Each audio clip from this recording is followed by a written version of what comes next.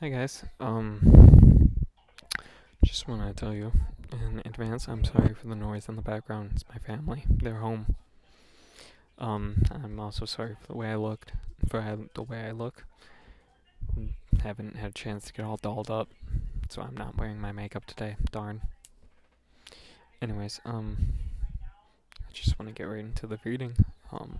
The way I wrote it is from the perspective of if I was a teacher. Obviously, that's what the assignment was. So let's get right into it. For the project that I have been given, I will tell you about two students that I have in my class. Both students are 17-year-old brothers named Samuel and Mordecai Green, who are both in my 11th grade American History class at John Glenn High School in Westland, Michigan. Samuel and Mordecai both suffer from cognitive disabilities.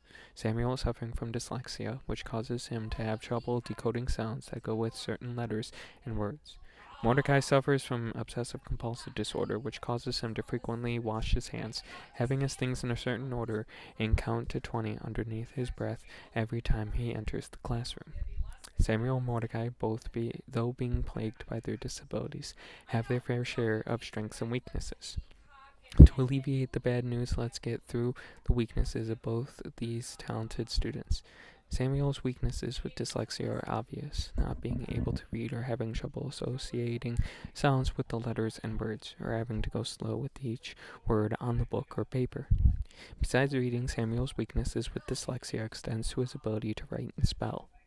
Samuel's strengths are multiple, from the fact that he has a great memory, being able to recall any detail of a story that I or one of his friends tell him.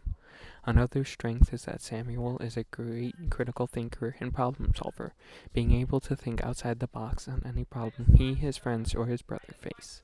The last of his strengths is that Samuel has a wonderful imagination and can think abstractly, being able to tell entertaining stories or conjure up imaginative worlds or characters and telling them to family, friends, or strangers.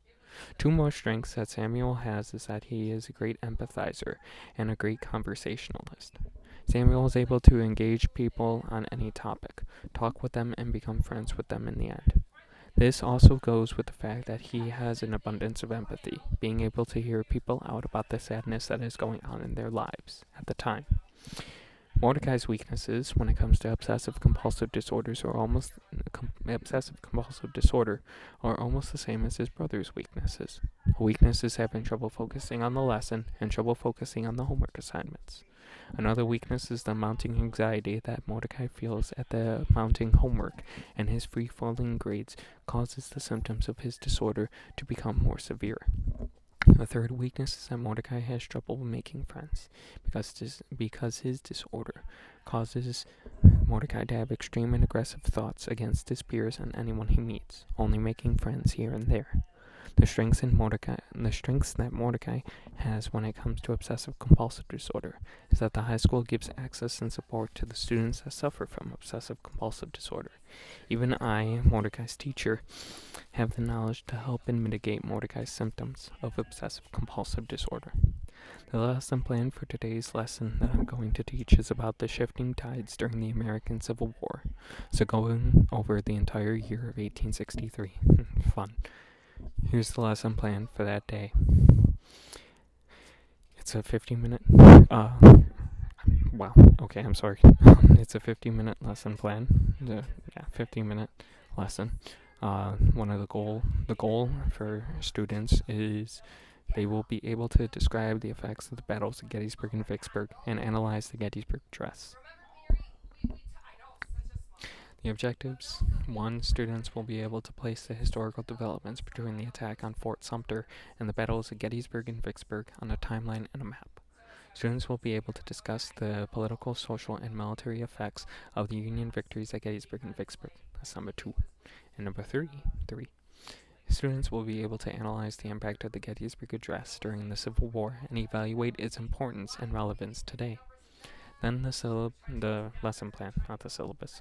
The lesson plan goes over the Common Core standards. It goes over the NCSS standards, which are pretty much the state standards for social studies. It goes over the materials that the students and I will need. It goes over the procedure for me. It's like a schedule.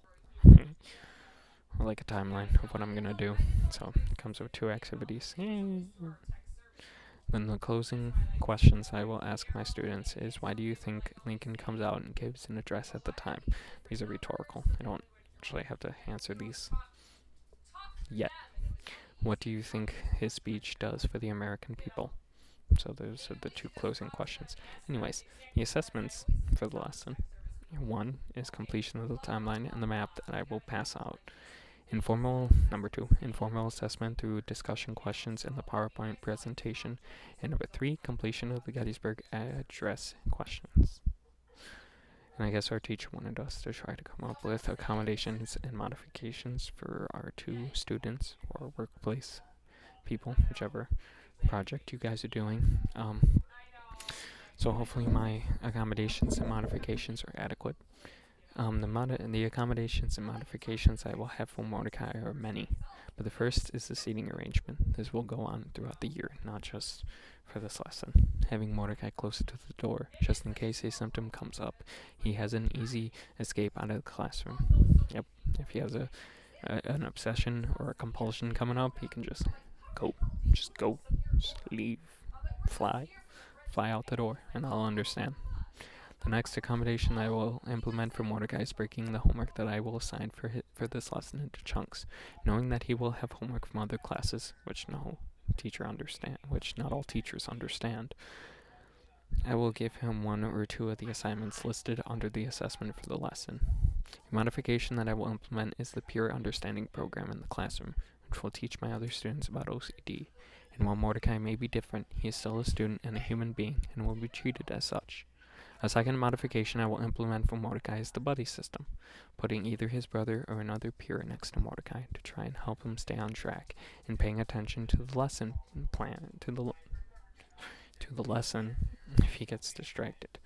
Obviously, you guys are going to read, so if this video doesn't make any sense because I mumbled or talked too fast. The accommodations/modifications I will implement for Samuel is allowing him to use a laptop. Again, this is year-round, not just for this one lesson. Either provided by the school or his family for spelling, and to help him copy the spelling or the assignments from the lesson. Pretty much just typing it out and then copying that into the piece of paper that I hand out for the lesson. I forgot text-to-speech. I didn't think that would actually be an accommodation, but I guess it is. So, don't have that in there, so if one of you wants to suggest that, obviously that's why we're doing this. Another accommodation that I would implement for Samuel is letting him work with a partner or a small group. The partner or small group helping each other get the assignments done, as small groups do. Another accommodation, again, I'm sorry for the heavy breathing. Another accommodation that I would implement for Samuel will be that I will give him a copy of the PowerPoint so he can follow along, pretty much like fill in the blanks. Yeah. One modification, I'll have to probably explain more on that. One modification I will implement for Samuel is using visual aids throughout the PowerPoint to make sure he understands the lesson that I will be teaching on the shifting tides of the Civil War. It comes back. So, I hope you guys, well, gals. Of course, my group is all gals, so hope you gals loved my video. Hope you guys like it and subscribe. It's a YouTube channel, I guess. And I will be looking forward to your suggestions, editing process, and I'll probably struggle editing yours because I'm not good at constructive criticism. I'm not good at criticizing, so yeah. I'm sorry. Hope you guys loved it. So enjoy.